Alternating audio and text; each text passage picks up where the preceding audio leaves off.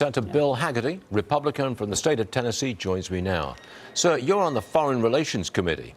If a deal is near, what kind of a deal is it?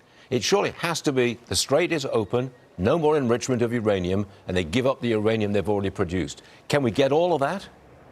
I certainly think so. And if the Iranian regime, whatever it's left of it, Stuart, hasn't figured this out, that President Trump absolutely means business, I think this is not going to turn out well.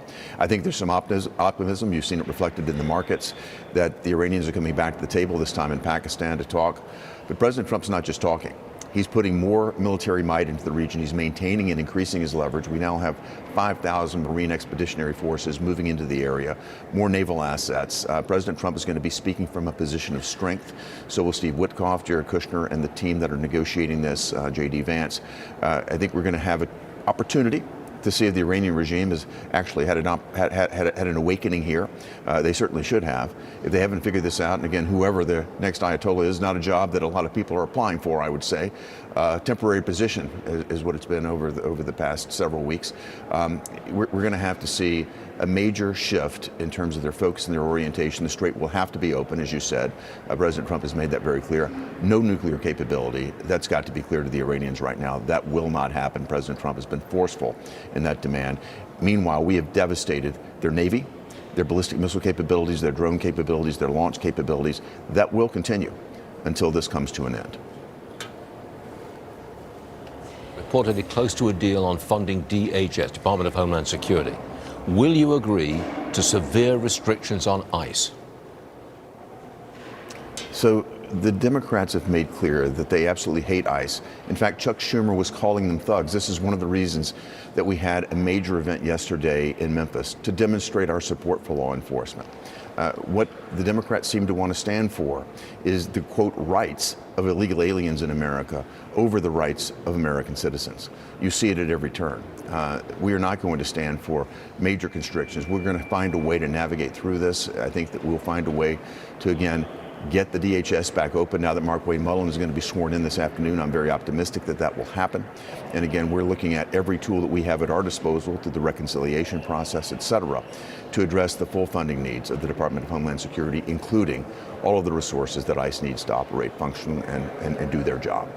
You're the senator from Tennessee. I want you to listen to what President Trump had to say about plummeting crime rates in Memphis.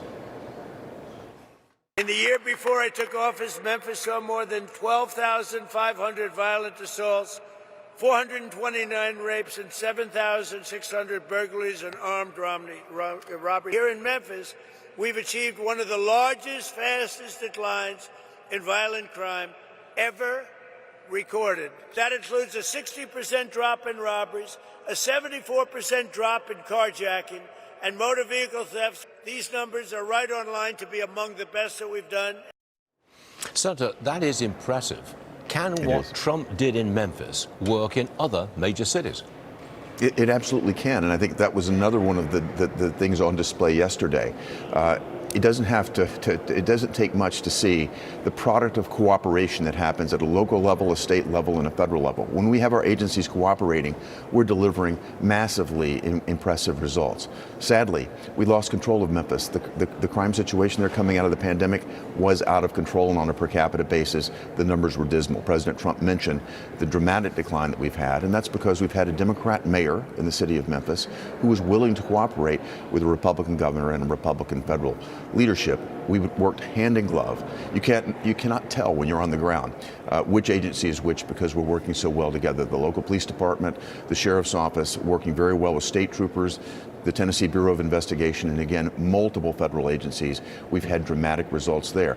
You look no further than Memphis to see what success looks like. And then look at the Democrat-controlled cities like Minneapolis, Minnesota. Again, the Democrats' resistance movement, ever since they lost the election in November 2024, has been to create chaos and bedlam on the streets of America. It seems that they're willing to subject their own citizens to danger, to a lack of safety, to victimization, not only by illegal aliens, but just crime in general. Memphis is going to stand as a wonderful example of what the type of collaboration and cooperation can look like if we can bring safety back to American streets. Again, Memphis should be a shining star for the rest of the nation to follow. Senator, congratulations. Thanks very much for being with us. Stuart. See you again soon. Thank you so much.